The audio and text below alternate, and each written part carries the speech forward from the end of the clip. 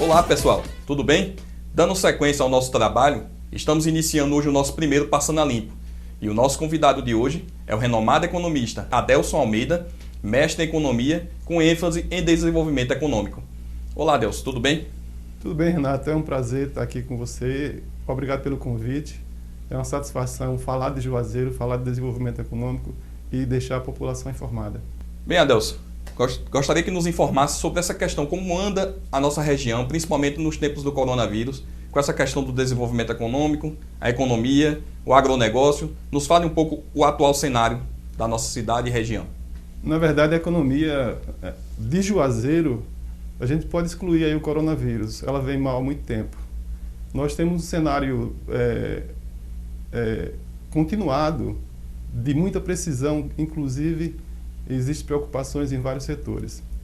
Existe aqui em Juazeiro uma prática de que Juazeiro é campeão de emprego, de que Juazeiro atrai empresas para gerar emprego em Juazeiro. Isso já é naturalmente uma farsa. Nós não podemos trazer concorrentes para os nossos empresários. E para você falar em geração de emprego, você tem que trazer empresas que não têm relação com o que tem internamente.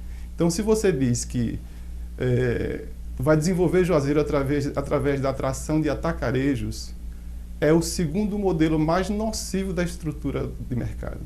Então, se você fala em atacarejo, significa que você, em curto prazo, inclusive, na época eu avisei a vários empresários amigos meus de supermercados, que o problema ia chegar e era para ficar, e que eles tomassem cuidado, que senão todos quebrariam.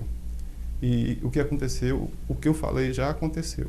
Então, quando você diz, eu tenho que atrair empresa para Juazeiro, você tem que atrair empresa que não incomode o mercado local e que mantenha a renda do município e a circulação de moeda. Diga-se de passagem, a economia só funciona se o dinheiro não sair da cidade. Se o dinheiro sair da cidade, a economia para. Se não, vejamos, pegue uma imagem de 2000, ano 2000, e pegue uma imagem atual para você ver o que era Juazeiro antes e o que é Juazeiro depois dos atacarejos. Depois que veio Atacadão, depois que veio Açaí, depois que veio todos esses aí, o que se transformou em Juazeiro. A renda de Juazeiro ela é resumida a 2,1 salário mínimo, médio. Petrolina não é diferente, é a mesma coisa, 2,1. E desses 2,1, 30% fica na alimentação. Então, o que é que pode se entender? Que 2% da renda do município sai nos primeiros 5 dias do mês da cidade. E então isso não gera uma coisa que nós chamamos de efeito multiplicador da moeda. As pessoas procuram saber por que é que banco ganha tanto dinheiro. É porque o dinheiro movimenta nos caixas dos bancos e ele gera o efeito multiplicador direto na entrada e saída do caixa. Então, o que se faz aqui é um crime contra a população, é um crime contra o município, é um show de mentira que não tem sentido nenhum.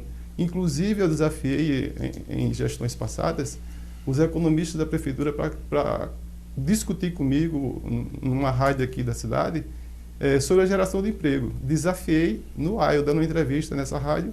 Ele disse, olha, faça a junção de todos os economistas aí e vamos discutir numa mesa redonda, eu sozinho contra todos. Ninguém se manifestou. Então, todos sabem o que estão fazendo. Uma maquiagem e que isso só leva ao prejuízo maior, a pobreza, a miséria e a dependência do povo em relação ao próprio município. Então, resumindo, o que nós vemos no dia de hoje é que existem grandes negócios, grandes atacarejos, que estão tomando o lugar do pequeno negócio, né? Hipoteticamente gera emprego, porém não agrega valor à economia da nossa cidade. Observe o cenário. A geração de emprego, ela depende de multiplicar empregos. Quando você tem 2 empregos e passa a ter 3. A vinda dos atacarejos não mudou em nada, ou até reduziu os empregos. Por quê? Porque nós tínhamos várias lojas de médio porte e de pequeno porte. Todas fecharam. Essas lojas atacarejos que chegaram em Juazeiro aproveitou parte dessa mão de obra, mas a outra ficou desempregada. Então, geração de emprego não existe efetivamente em Juazeiro. A única coisa que existe real é a geração sazonal da Agrovale a cada ano, num período, na primeira metade do ano, uma grande geração de emprego, depois esse pessoal é demitido após o corte da cana. Então, no caso, a Agrovale é uma atração espetacular para o município. Então, se você perguntar aos gestores públicos dos últimos 12 anos o que é que foi feito pelo agricultor O que é que foi certificado? Qual foi a fazenda ou o arranjo produtivo de agricultura familiar que foi certificado com o selo orgânico, que foi feito algum beneficiamento? Qual o arranjo produtivo que foi feito para beneficiar a carne de bode, para certificar algum produto, um doce de leite, um queijo, uma coisa assim? Nada foi feito. Por quê? Porque não dá para fazer política com isso. Você vai beneficiar a população, mas não vai fazer política. E o objetivo dessa massa que está aí, desse pessoal que se diz gestores, é fazer política e dominar a cidade. Nós não precisamos ser dominados para fazer a cidade crescer. Basta fazer a agricultura familiar inicialmente e depois a agricultura industrializada, a agricultura irrigada, funcionar de forma correta. Fazer um alinhamento da produção agrícola de Juazeiro com o mercado nacional e internacional. Então, isso pode ser feito com uma simples plataforma. Uma plataforma divulgando os preços para o mundo inteiro. Então, quem quer comprar em Juazeiro, vai lá, consulta e compra direto. Então, você, eliminando os atravessadores, os agricultores familiares terão dinheiro e a cidade desenvolve. Você falou há pouco de Juazeiro no ano 2000. Eu lembro que Juazeiro era a 25ª economia emergente do país. Observando isso, como é que você vê o declínio desse cenário? A que se deve? É justamente a essas empresas que vieram realmente ocupar esse espaço? Ou porque a economia, no caso o agronegócio, como você bem colocou, não houve um fomento ou um investimento público para que houvesse uma maior atração desses negócios? Eu poderia dizer que a produção de Juazeiro é parcialmente perdida. Porque o pequeno produtor, ele tem que vender o produto dele a qualquer preço para exatamente não perder, porque não tem como beneficiar o produto. E a fonte de riqueza de Juazeiro não é que seja o grande caminho do crescimento seja a agricultura. A agricultura é a força motriz e com um risco muito grave. A força motriz é a mão de obra, porque não tem nada industrializado. Então, a partir do momento que começar a entrar em crise, e não é uma coisa difícil de acontecer, a agricultura local entrar em crise, porque nós temos concorrentes de alto nível, inclusive, se você vasculhar os grandes mercados mundiais, os Estados Unidos estão se especializando em uva. Então, você tem que pensar nisso. O futuro não é incerto. Então, se não der uma virada, se não se começar a fazer um beneficiamento da agricultura, agregar valor ao produto local, Juazeiro pode ficar indefeso contra o ataque de outras regiões. A manga já tem a China fortíssima, já tem o México fortíssimo, já tem a Índia fortíssima, que é concorrente de manga. Então, a uva aparecendo no cenário dos Estados Unidos, por que a Labrunier vendeu a fazenda? Eles sabem disso. E eu conversei diretamente com o dono da Labrunier, e ele me disse que nos próximos 3 anos ia pensar, antes de vender a fazenda, ele falou que nos próximos 3 anos ele ia pensar se ia produzir mais uva ou se ia parar. Ele já sabia do cenário. A primeira oportunidade da Espanha, ele vendeu as fazendas. Então, isso pode acontecer até no nível mais baixo e a cidade perder todo o potencial de produção agrícola, que é a grande força motriz. Não é a maior geração de riqueza, mas é a força motriz. É o que faz o comércio movimentar, é o que faz a indústria se iniciar. E a industrialização ninguém pensa. Só pensa em atrair coisas nocivas. Eu posso utilizar esse termo. O que se tenta atrair para Juazeiro são coisas nocivas. São empresas que vêm tirar a fatia do bolo do juazeirense. E sem falar que o nosso mercado do produtor, nós temos dado muita sorte. Porque aqui na nossa região, ele ainda tem posição de destaque, mas eu acho que ainda ocorre de forma desorganizada. Como você vê essa atual gestão, essa forma de condução de modelo do mercado do produtor de Juazeiro e como ele poderia ser feito por um modelo mais inovador, até mais arrojado, para ajudar a alavancar a economia local? O mercado do produtor é algo de muito ultrapassado. É pequeno, a logística é péssima, é sujo, né? As pessoas trabalham lá de forma que poderia dizer desumana. As pessoas que prestam um serviço lá dentro recebem um tratamento desumano, são extorquidos financeiramente, né? O mercado produtor é uma estrutura que não precisava nem existir. Por quê?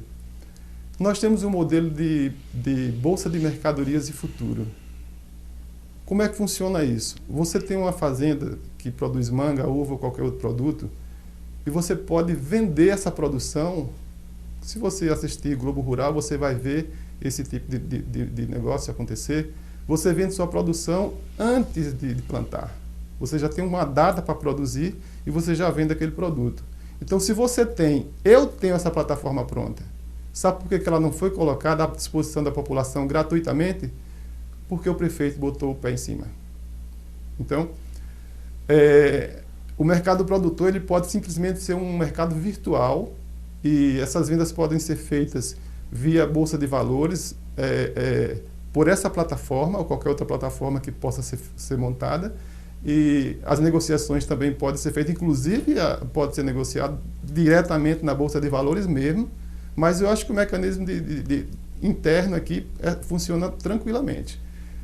E essa mercadoria vai ser entregue na data e vai ser escoada sem custo, sem atravessador, enfim, um cenário completamente positivo, onde o agricultor vai ter a sua renda, a renda do município fica no município, não vai ter ninguém levando o nosso recurso para a Espanha, para a França, para o Chile, como é o caso dos atacarejos. Todo o dinheiro de Juazeiro sai para o exterior, evasão do município e evasão de divisas para outros países. Então isso é muito sério, inclusive o Estado brasileiro precisa se preocupar com isso, porque nós temos um grande estoque de dólar, nós temos pelo menos 800 bilhões de dólares em estoque, mas isso é de investimento direto na produção do Brasil. Mas se acontece uma volatilidade da moeda, o Brasil fica sem dólar, vai entrar naquele mesmo esquema de antigamente, de estar pedindo dinheiro emprestado. Então, isso é um cuidado que tem que acontecer. Então, o mercado produtor ele precisa ser visto de uma forma diferente. Se você fizer o mercado produtor, tem que ser um mercado produtor tipo uma cidade, com galpões com pelo menos 35 metros de frente, que a carreta possa entrar e carregar e sair por uma área totalmente livre, com estacionamento para todo mundo, com hotel dentro, restaurante, uma cidade de agricultura, uma cidade de produção agrícola. Eu acho isso fantástico. E terra nós temos para isso. E desenvolver a região com um projeto desse é a coisa mais natural do mundo. Agora, produtor se matando sol a sol para trabalhar, para conseguir uma renda no final, e no final a renda fica com o atravessador. Quando ele consegue vender, quando não perde tudo, e vai atrás do Banco do Nordeste para mendigar, é o termo correto, mendigar, que é para que o Banco do Nordeste empreste algum recurso para que ele faça de novo a produção, para sofrer o mesmo processo posteriormente. Você falou na questão que Juazeiro tem muita área para que se possa trabalhar e que se possa realmente fazer uma ampliação desse cenário do mercado do produtor ideal. Então você acredita que dá para conciliar tanto nesse modo tradicional, num galpão ampliado, numa cidade realmente da agricultura, bem como também a questão da Bolsa de Valores da venda da agricultura irrigada, das frutas da nossa região? Tecnicamente falando, totalmente positivo, sem nenhuma margem de erro. Porque a questão do achismo é perigoso, mas o que eu estou falando eu tenho conhecimento pleno, inclusive com viabilidade econômica comprovada que funciona. E nós, como pré-candidatos a vereador e a prefeitos que estão postulados, disputando as prévias e confirmando-se as convenções, como você pode ver essa possibilidade do vereador eleito e do prefeito, como pode estar acontecendo a viabilidade desse projeto para que ele se concretize de fato? Na verdade, o que tem que acontecer em Juazeiro com relação ao legislativo é funcionar. Tem que começar a funcionar. E o legislativo tem um poder total sobre o município. É o legislativo que faz as leis, é o legislativo que apresenta os grandes projetos. O financeiro vem depois, mas o legal é o legislativo. Então, o poder legislativo ele precisa começar por um ponto crucial: a legalização fundiária. Você tem muitos lotes sem documento, sem registro, muitas pessoas que têm na área rural e na sede do município residências que não têm escritura, que você não pode fazer nenhum tipo de negociação, tipo uma captação de um recurso com garantia real através do imóvel, porque esse imóvel não tem escritura. Então, a primeira coisa que a Câmara precisa fazer, o vereador eleito precisa fazer é tratar disso: regularizar o município, para que as pessoas passem a ter poder econômico, mesmo que reduzido, que um poder médio ou até pequeno, mas que ele tenha uma garantia para poder fazer as suas transações comerciais com bancos, com financiamentos com custo pequeno, porque a garantia real dá uma condição de você receber um recurso com um valor bem pequenininho, e movimentar a economia em todos os setores. Porque se nós movimentarmos o setor primário, que é o setor da agricultura, depois nós podemos entrar no comércio setor secundário e depois o terciário, a industrialização. Então nós temos 8 setores, primeiro, segundo, terceiro e quarto, e primário, secundário, terciário e quaternário. Então esses 8 setores funcionando, você tem o setor público e o setor privado funcionando numa estrutura sincronizada. Todo mundo ganha, é aquele que nós chamamos no Sebrae de ganha-ganha, todo mundo tem a sua fatia, todo mundo no final tem um recurso à disposição. Então, a legislação tem que acontecer. Os pontos de estrangulamento do município, no sentido de equilíbrio econômico, equilíbrio social, ele precisa acontecer na Câmara. Não tem outro lugar para acontecer isso, não. Porque o prefeito pode até pensar, a população pode até pensar, mas se não tiver legislação para dar o suporte, não acontece nada.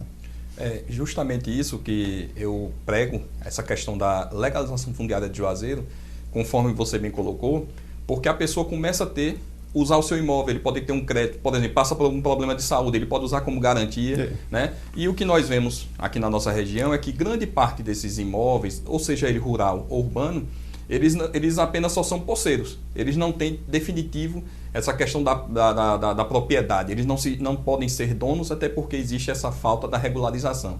Então, o que eu percebo nesse atual momento é que existe um total desconhecimento por parte dos atuais edis sobre esse tipo de legislação e de como pode ser movimentado dentro da Câmara. Como você acha que por onde deve ser incentivado esse movimento e como é que a gente poderá aplicar de alguma forma efetivamente isso dentro do Legislativo? Na verdade, essa instigação ela pode ser feita exatamente a partir de colonos, por exemplo. A partir dos bairros que não têm regularização. Quem é o presidente desse bairro? Quem é a associação desse bairro?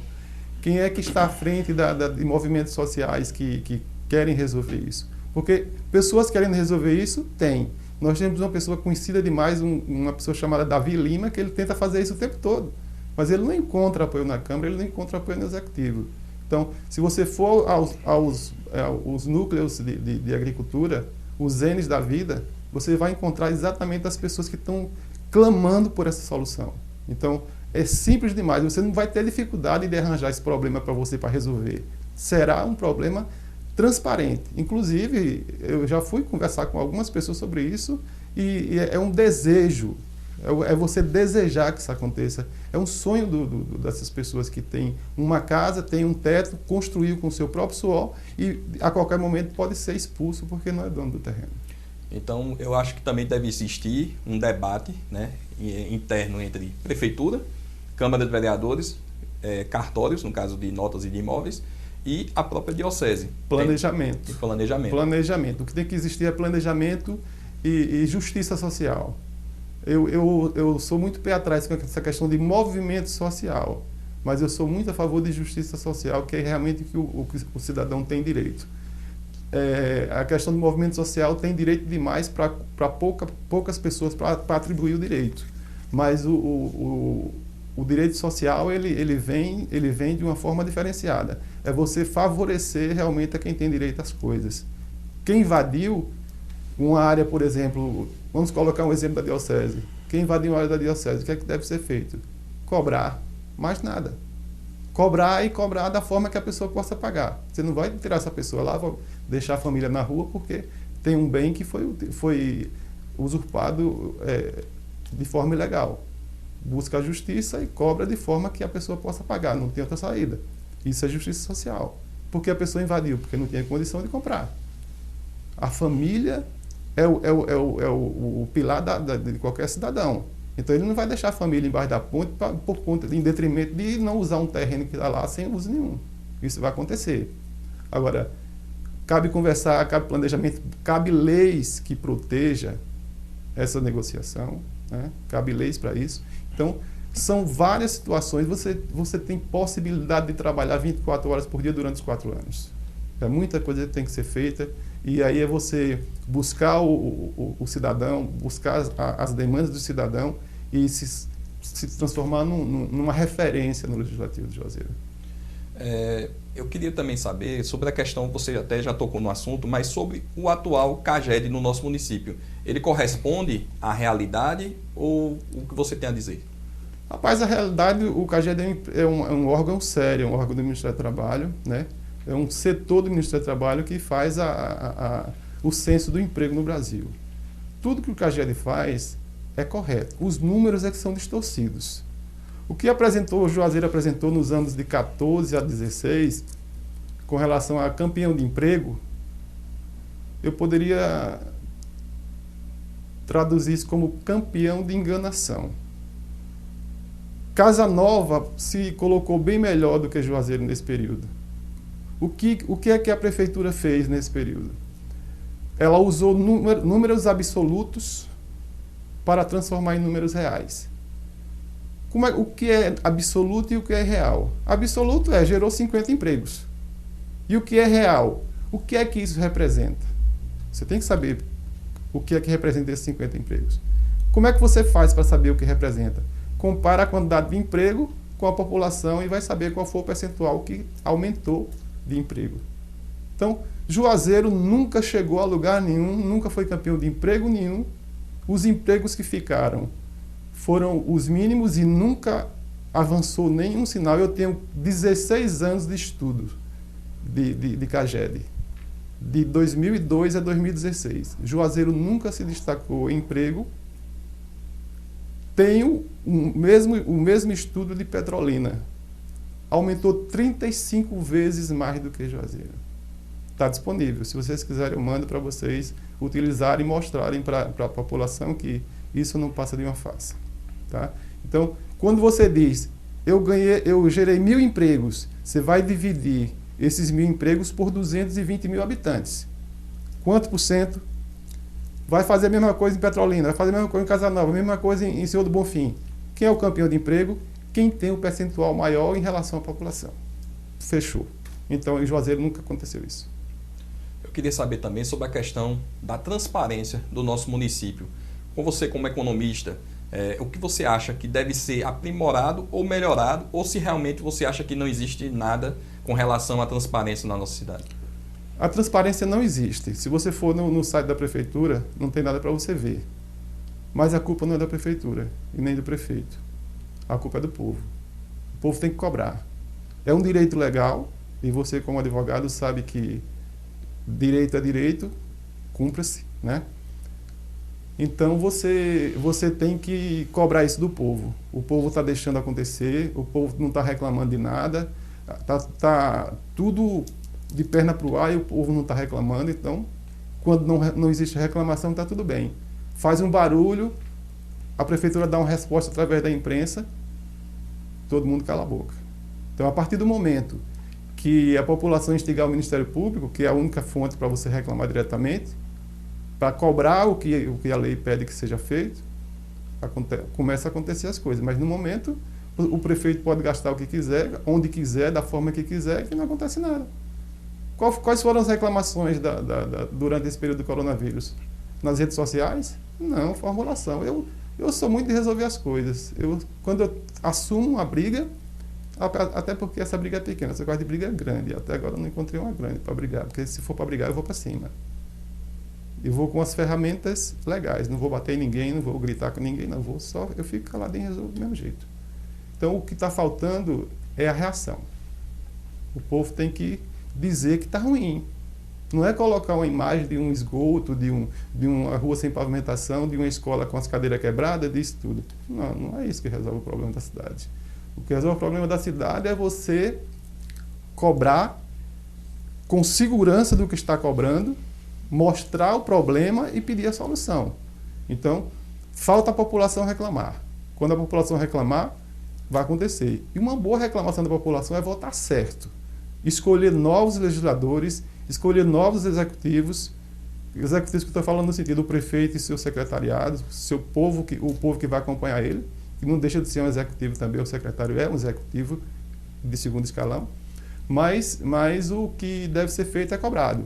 É fazer acontecer, colocar os nomes corretos que tem condição técnica para assumir um mandato ou um cargo de confiança e fazer acontecer. Porque do jeito que está, você colocar pessoas sem formação para assumir secretarias de alto peso, saúde, educação, desenvolvimento econômico, desenvolvimento urbano, às vezes o cara não sabe nem ler e o cara vai assumir um cargo de confiança de uma pasta que exige um poder técnico muito grande, como é o caso da saúde, como é o caso da educação, como é o caso da infraestrutura, do planejamento, plano diretor. IPJ tem que ser um técnico de altíssimo nível. Uma pessoa que não entende de ciências atuariais não pode ser diretor de IPJ. Porque o IPJ tem que ser calculado todo mês. O resultado final do IPJ tem que ser calculado todo mês. Como assim? Por que isso? Porque é o dinheiro da população que está prestando serviço ao setor público que está sendo administrado ali. Então é preciso saber se esse dinheiro vai sobrar no final para as pessoas que estão trabalhando agora para se aposentar depois. Então, se você não tem um estudo continuado, um cálculo atuarial para saber se o valor que vai estar daqui a 20 anos vai estar para pagar as pessoas que vão se aposentar ainda, eu não sei nem quem é que faz esse trabalho aqui. Trabalho não, quem ocupa esse espaço. Porque eu não conheço nenhuma empresa que trabalha nessa área aqui em Juazeiro. E para contratar uma empresa dessa para fazer essa consultoria contínua, é muito caro. Eu, por exemplo, se eu for fazer um cálculo atuarial de um IPJ, eu não quero menos de R$200 mil. Porque é complicado e é de uma responsabilidade muito grande. Tá? E você detecta o problema antecipado, mas depois que o problema acontece, vai ter que gerar um problema igual à Previdência Social. Diga-se de passagem, nunca esteve quebrada. O dinheiro foi desviado para outros fins, como dívida pública, e deixou o rombo. Mas a Previdência Social brasileira não tem a menor chance de quebrar. Se ninguém mexer no dinheiro dela, é superavitária muito mais do que muita gente imagina. Porque se você for analisar, a cada salário mínimo fica 40% para a empresa, ou para a Previdência. 20% do trabalhador e 20% da empresa. Então não tem como quebrar. Você trabalhando 3 meses, você já consegue manter um salário permanente para manter sua aposentadoria. Então, são coisas que são funções que têm que ser assumidas por pessoas técnicas, que saibam exatamente o que pode fazer para não deixar acontecer deslizes ou que quebre e cause um desastre. Porque você, depois dos 70, no caso do setor público, 75 anos, você está sem dinheiro, velho, doente, não é nada não é bom nem pensar, né? E eu não sei se a responsabilidade está existindo nesse momento para manter essa segurança para o trabalhador do setor público de Juazeiro. Bem, Adelson, queria agradecer a sua presença, a sua participação. Infelizmente, por questões técnicas, e a gente sabe que uma aula dura de 35 a 40 minutos, bem assim também a internet, né? Quando a gente se alonga muito, a gente acaba não atingindo o objetivo. Mas eu queria deixar aqui o convite para que você volte em outras oportunidades, até porque esse programa nós estamos começando hoje, mas a intenção dele é que ele perdure e continue independente das eleições. Que a gente possa continuar passando esse trabalho para a população e que a gente possa continuar levando conhecimento. Então, diante disso, eu gostaria que você fizesse as suas considerações finais. Bom, primeiro eu quero mais uma vez agradecer o convite. Eu acho que é importante a gente estar falando que o povo precisa ouvir, as informações que ficam ocultas aí, que as pessoas que estão na linha do poder não têm interesse que a população saiba.